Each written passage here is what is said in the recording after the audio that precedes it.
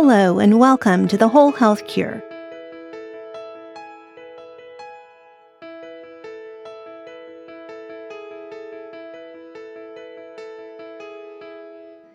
In this episode, we're going to talk everything about protein, why we need it, how much we need, how much is optimal, and the quality of the different sources of protein. And I am delighted to be joined by Vesanto Melina, who's a sought-after speaker at health conferences worldwide. She's a consultant for individuals as well as the government of British Columbia. She's the lead author of the last position paper on vegetarian diets for the Academy of Nutrition and Dietetics. Vesanto, thank you so much for joining. Oh, thank you, Sharon. It's a pleasure. So protein is such a controversial topic. I'm not really sure how it got so controversial, but it feels like there's so many people in different camps of how much you need. Some people saying we don't get enough. Some people saying we get too much. And then, of course, a lot of conversation around what is good quality protein? Are we getting our amino acids? Just it seems like there's always talk about protein. So I'm so excited to have you kind of straighten all this out and help answer some of these questions. So if you don't mind, I'm going to start by asking you very basics, like why do we even need protein? What does protein do in our body? Okay, everybody always thinks of muscles, and that's true. But our bones are also made of protein. They're protein matrix and with minerals embedded in it. And little kids have pretty flexible bones because there's lots of protein and less minerals. And as we get older, our bones become more fragile because there's more minerals and less of that flexible protein. But still, we need protein for that. And also to protect us with our immune systems. There are communication proteins, there are transfer proteins, all kinds, and they're really long, complex molecules, convoluted and with certain shapes. And we need the exact set of amino acids for getting the protein just right. Well, what happens if we don't get enough protein? Well, I did research starting in the, I guess, 60s, long time ago. I was a student and then teaching university, and we were concerned about protein back then, something like called kwashiorkor in developing countries. Now, over time, the little kids, they would actually have a white section in their hair because their body had decided to put what little protein they had into their heart muscles and their heart and their muscle, but not to bother making their hair black, at that time when it was really short. It was really interesting, the research then. But after a while, we realized they just weren't getting enough food. Like it was really a different situation, primarily. We don't find protein shortages in North America unless somebody's anorexic or something like that. Sometimes for a senior that isn't hardly eating very well, not eating much. So we don't really find that in any of the dietary groups.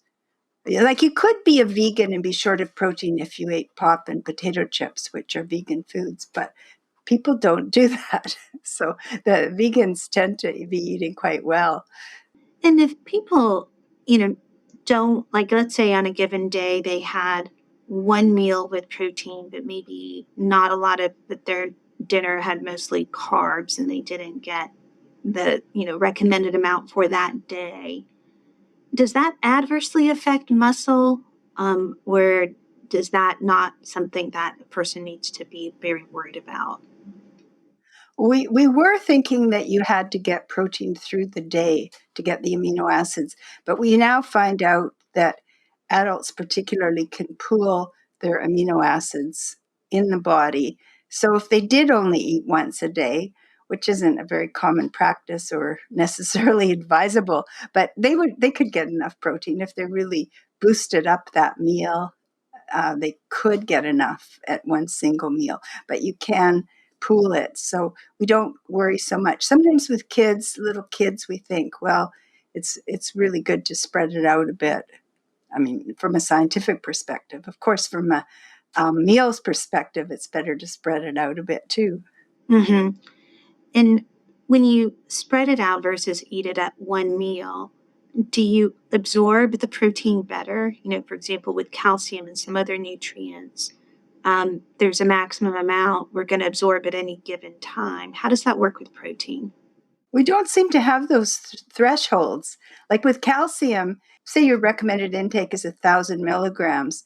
It's better for you to take that at 3 different times of the day because your absorption mechanism gets maxed out and then you don't absorb the rest of it. So it's better. But with protein, you can just eat it and you absorb it well. There's lots of places for protein absorption in the intestine. And let me take a step back. We're jumping into, whether people don't get enough, but let me start by asking, how much should people be getting? Well, the recommended intakes are officially across North America 0.8 grams of protein per kilogram of healthy body weight. So if somebody's way overweight, they don't have to feed all their fat cells with that much protein. And so it is based on healthy body weight. Now, that's in kilograms. So then if you're plant-based, unless you're eating a lot of soy, which has an absorption pretty similar to meat, some of the beans and so on have a slightly less absorption in the grains. We suggest 0.9 grams of protein per kilogram healthy body weight, and that's for adults. And at different age groups, there are slightly higher recommendations. If somebody's going through pregnancy or for a child, they're slightly higher, or if an athlete's adding muscle mass. So somebody who's just doing weekend running, this kind of thing, fitness, they don't need to increase beyond what we would suggest as 0.9. Now that amount actually has a 25% safety margin. So it's more than most people need. And that's really an interesting point, because I think this is where there's a lot of controversy that 0.8 in general, or 0.9 for predominantly plant based sources, that's the RDA, right? That's the recommended daily allowance for protein. That's right. And what does that value actually represent? That is actually meeting 97.5% of the population. So it's definitely got a safety margin in there. And our body's very wise. Like sometimes we economize on protein a bit. And that's for 97 to 98%. So if a person got more, because this seems to come up a lot, whether people need to have more protein, is there added health benefit to getting more than this amount? Well, for some people, it is good to get more. For example, for seniors. And the European recommendations in many countries are slightly higher, somewhat higher for seniors, because our absorption drops as we get older. And it doesn't drop necessarily for every single person, but on average, we suggest 1 to 1.2 grams of protein per kilogram body weight. And so again, that's pretty easy to obtain, especially if somebody's on a whole foods plant-based diet. Yeah, in a little bit, I'm going to come back to kind of how to get the protein. So as people are getting older, certainly, so up to which age would you recommend people transition from 0.9 or 0.8, depending on the source of protein, to the 1 to 1.2? Well, it's around what we'd consider seniors. Okay. So could be 50 in some places, 65 in others, according to recommendations. But it is good to go. I like to be slightly beyond the minimum, the official RDA. And the official RDA is not different in North America for seniors, but it is in some European countries, which I think they're smart to do that. I hope we get there too. Yeah. to have the slightly higher recommendations for seniors. Yeah. Yeah, absolutely. And I think exactly to the point you just made, that absorption and synthesis of muscle. I mean, I think certain things change over time. So That's exactly requirements, right. right? Yeah, your mechanisms can slow down a bit. They can still be working well, but not quite as well. Yeah. Yes, like most things as we get older. Yeah, that's um, right. and and muscle mass is also very strongly correlated to longevity, right? So one of the most important things, certainly clinically, as indicators are like grip strength, for example, percent muscle mass. These are so tightly correlated with how people will age. So preserving muscle, well, really from middle age onward, not just when people are older, is so vital. For people who are weightlifting and trying to preserve muscle mass, so I'm thinking, let's say someone is middle age and trying to make sure that their senior years are well spent.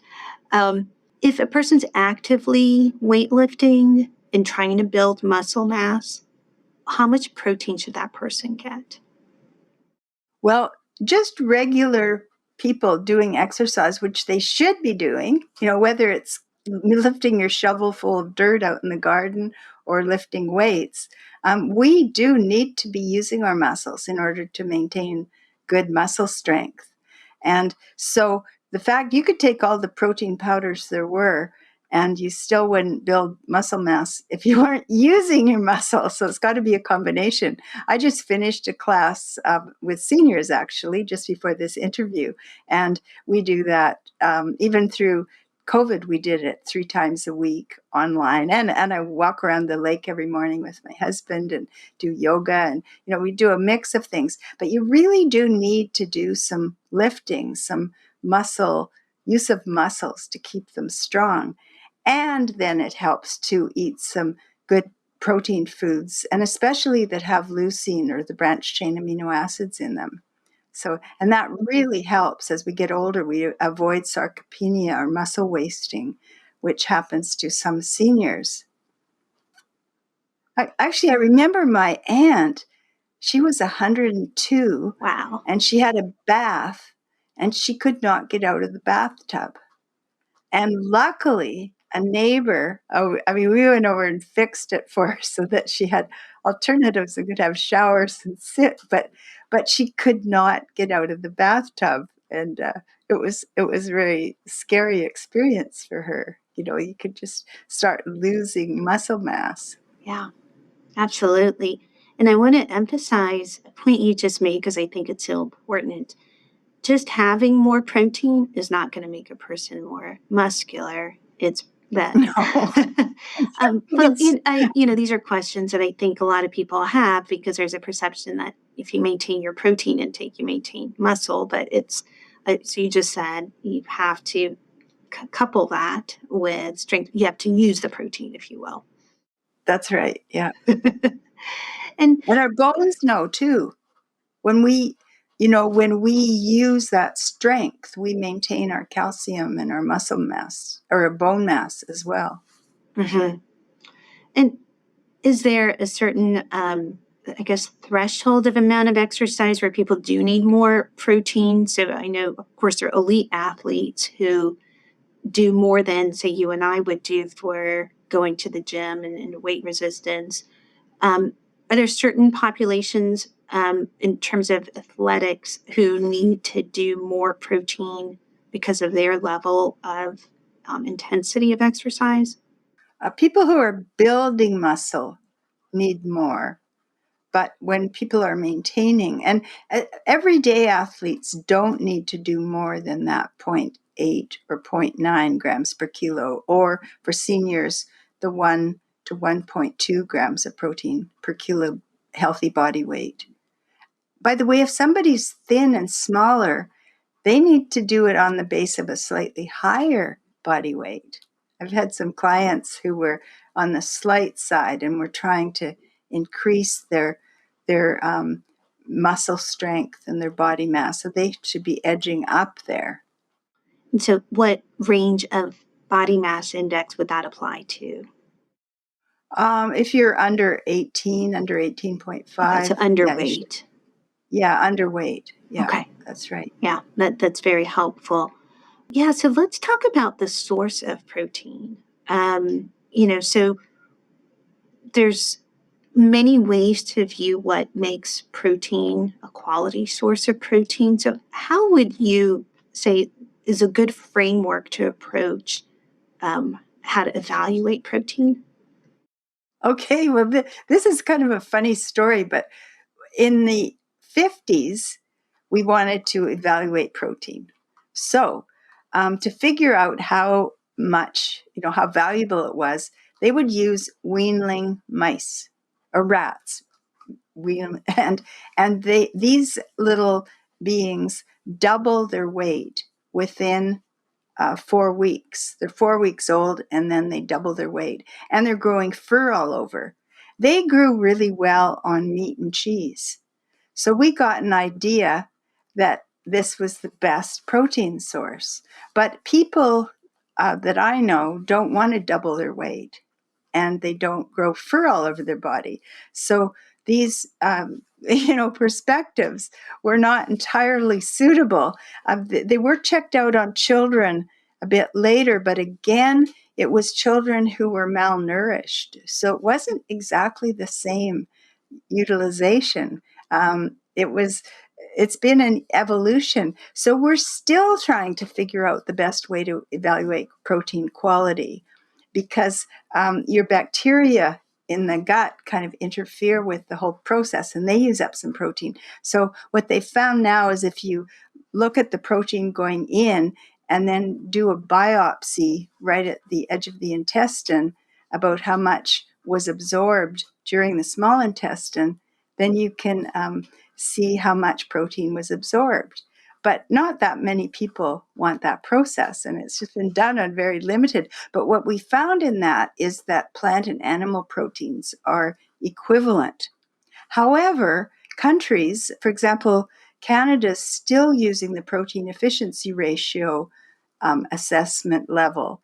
And the United States has moved into the PDCAAS, protein digestibility corrected amino acid score assessment. But those all have real limitations because of how they were developed on animals or on little children that were malnourished. And so the whole situation, like we're kind of struggling with how to assess protein.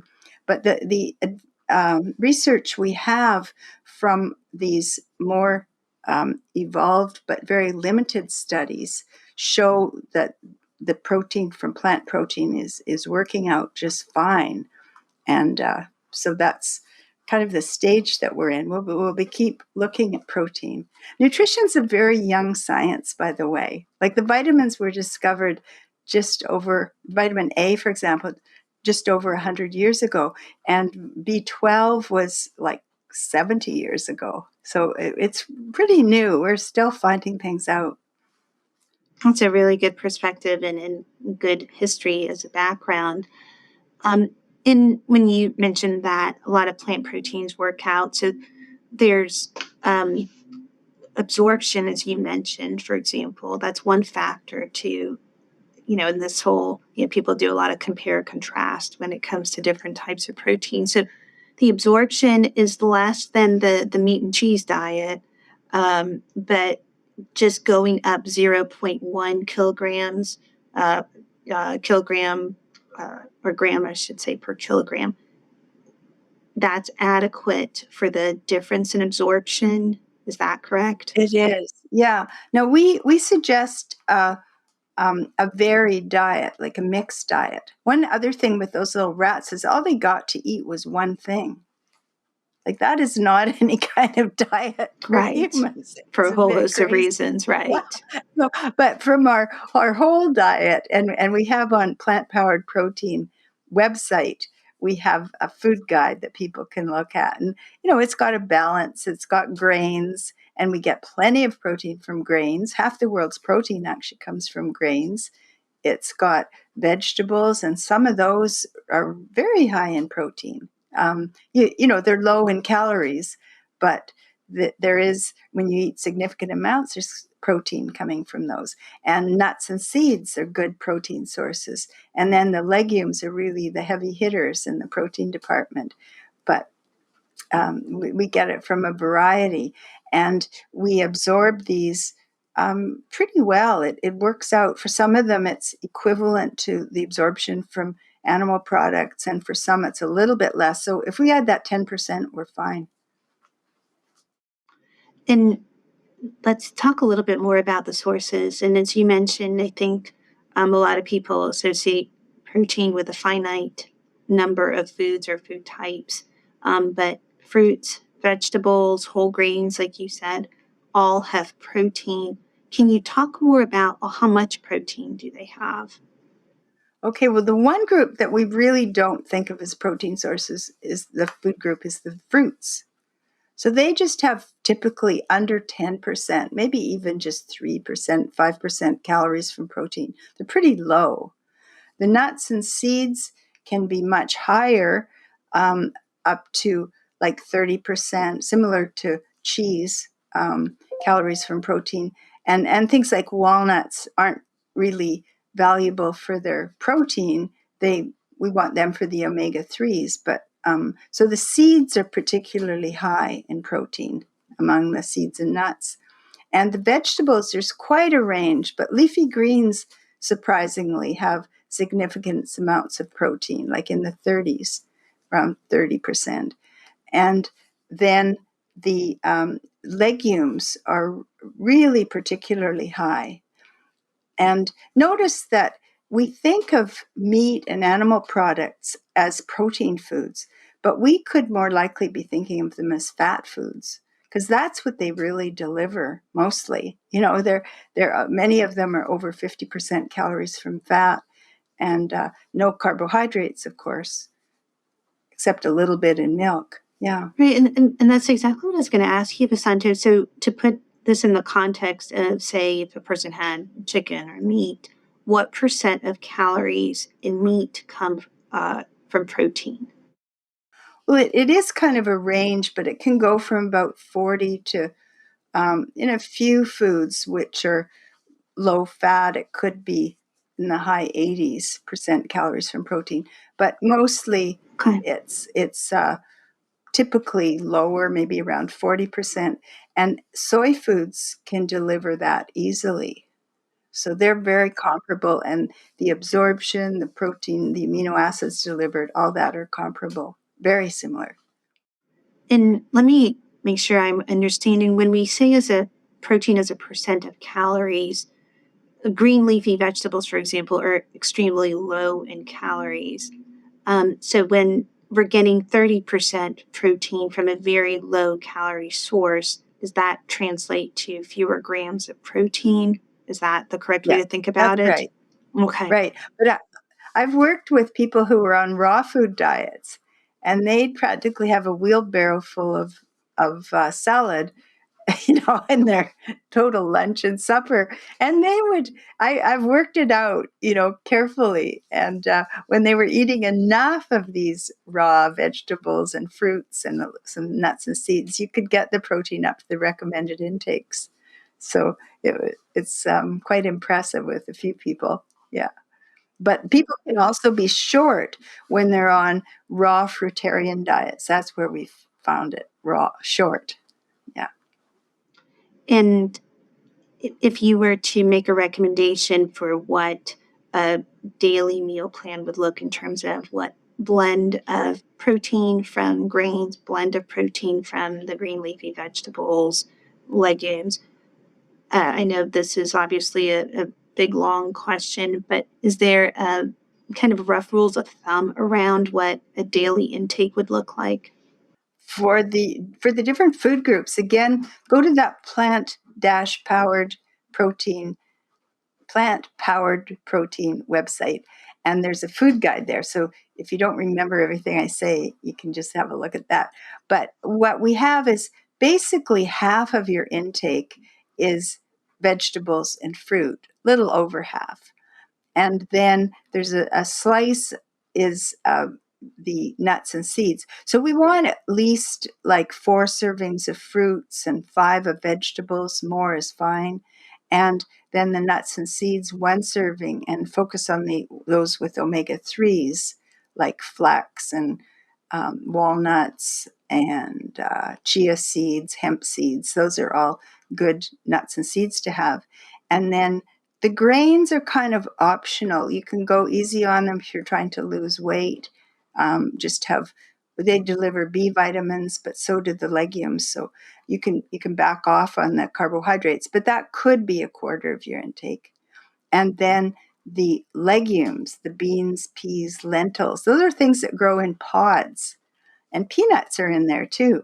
So one of the things we suggest is to have legumes 3 times a day. Now, that doesn't mean you sit down to a big bowl of baked beans at breakfast, lunch, and supper. It can be pretty simple, like spreading peanut butter on your toast, which my husband does every single day, likes it just quick and simple. Or you could have soy milk on cereal, perhaps with some nuts and seeds and grains. And then for lunch, I suggest using one of the legumes or soy foods at lunch and at supper. But there's 20 different kinds of legumes. Can you think of how many? Maybe some of the listeners could think how many they know. Just how many different ones do you come up with when you think of that? And what are your favorites? Mm-hmm. Oh, there's so much variety. And then what I love about the kind of picture you're painting of what the daily intake is, I think a lot of times when people focus so much on, say, getting adequate protein, then the other things fall by the wayside, i.e., we still need fiber. We need to have the recommended amounts of fruits and vegetables. There's obviously a lot of epidemiologic data on getting nuts and seeds and the impact on mortality and quality of life. And it just seems that to get all of this, there are only so many calories you can eat in a given day. But what I love is you're hitting all those targets. And yes, doing that still gives you the protein, as opposed to if you singularly focus on protein, sometimes you miss on looking at diet in a broader view of, am I meeting the recommended for really what we know helps people live longer and live healthier in terms of, the adequate fruits and vegetables, et cetera, nuts and seeds. So is that a good way to think about it, to kind of not, I guess, worry per se about protein, but just know that if we're getting this very well-rounded dietary intake, that we're going to be fine with protein? Or do we need to specifically kind of work in extra protein in some way if we're, thinking that maybe we need a little bit more? Well, for a lot of people, it comes pretty easily. Like if you look at that pattern and just make sure you've got some fruits, some vegetables, some nuts and seeds, some grains perhaps, and some legumes, and it falls into place. For other people, it's a real challenge. I've had clients with food allergies that were down to just a few foods, and we could work it out. We could still work out foods. Or I had once in a senior center, a gentleman that would only eat 4 foods. And we figured out 4 that really worked for him. So, there's all kinds of different things. And then I've trekked in Nepal, and our Sherpas that were doing all the work of carrying our packs, they lived on dal bhat and saag. That was rice and lentils and spinach. And I think they had chicken once a year as a big celebration. They were so strong, they were carrying all our packs. So people can Wow. manage in a lot of different ways. And sometimes it can really help, though, to round it out. Like legumes are some of the things I've found people struggling with. I've had people from a nursing home say, can you help our cook decide what I could have? Because I'm the only person here who's vegan, put on the menu. And so we would figure out something that this poor overworked cook, you didn't want to overburden them, but you could figure out something simple they could use. Or it could be somebody whose shopping skills or their cooking skills are quite limited. So sometimes we have to figure out something that will fit. Other people have perhaps dental challenges. But with all of this, it can actually work out. You kind of, when you're shifting to more plant-based in this way, you need a few little things to learn, and then it's smooth sailing. Because most people eat about the same 10 recipes their whole, for years and years. So you just got to find those few new ones that you actually like, can do easily, taste good, that kind of thing. Mm-hmm. And I want to ask you, really, with the time we have left, around supplements. A lot of people ask about adding, say, a protein powder to their smoothie, adding or supplementing to make sure they're getting the adequate amount. Um, is there a place for that? Should people be doing that? When we were researching all this, we found that the branched chain amino acids, and leucine particularly as an amino acid, could really help with building muscle mass. And for a few people, the protein powders could be a help. Now, they could do it just with soy foods, for example, but they could also do it with the protein powders. And the protein powders that were on sale everywhere have been whey, like a byproduct. It was thought of as a waste product from dairy industry. But we found that soy works just as well. And there's very good protein powders with like pea protein. So the two groups who can benefit from that are those that are actively increasing their muscle, like they're mounting a bodybuilding competition or something like that, or the seniors who just are not eating that well, like they have sarcopenia and they're just, you're needing to get some protein into them. Their whole eating is rather limited for a while, and they can start building back that muscle mass. And protein powders can help in that area. Mostly, we sure don't need them. Yeah. Okay. Yeah. And you mentioned the branched chain amino acids. So if you broke down the supplements that are out there, like you said, there's whey supplements, there's pea Yeah. supplements. So whey is, of course, a dairy product, but for the vegan ones, the soy turns out to be very good with the leucine, the branched chain amino acids, and pea protein is a good one too. And is there any time when you feel people need anything other than plant-based sources? Sometimes people wonder if they need a piece of chicken or eggs or other sources of protein. Are there scenarios where you feel people may not get what they need through plant-based sources? It seems not. No. That we're finding not only is this valuable because you get all the amino acids you need, but you don't get a lot of the contaminants that you find in some of the animal products. And it's easier on the environment. That's one of the things that came up in our plant-powered protein book, is that when you choose a plant-based, whole food plant-based diet, it's way easier on the environment. And we have a good chapter on that was helpful with Brenda Davis's son, Corey, wrote. He's a government environmentalist. So anyway, it was really exciting to learn that the switching to the plant protein sources can not only keep you healthier, because you're missing a lot of these damaging components, TMAO, new 5G, the saturated fat levels that are so much higher, and less of the contaminants that are there, but you're also helping the environment. It was really exciting to see all these additional reasons for going plant-based, and people are doing it everywhere. I just did a workshop with or a presentation in an area that was all farming, all kinds of farmers, of pigs and chickens. And I thought there might be some negative feedback or something. Instead, people came by and said, well, actually, I've got diabetes, or my husband has heart disease. Or my grandson's gone vegan. So they were interested, all these people. And I know things are shifting in the world. It's really heartwarming that people are taking advantage of this very positive step. And speaking of that, Vesanto, is there anything we haven't had a chance to talk about that you think is important for listeners to know?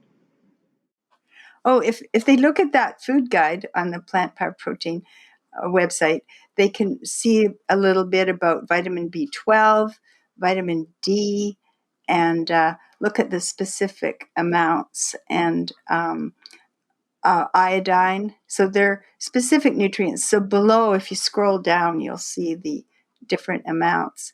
But it isn't that hard to get your protein, and it's kind of a relief. We had fun doing that book because we thought it was going to be like ho hum.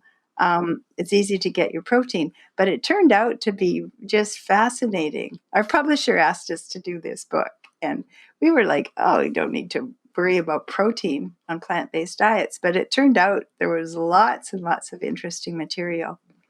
Oh, that's fantastic. And for people listening, the book is called Plant Power Protein, Nutrition Essentials and Dietary Guidelines for All Ages.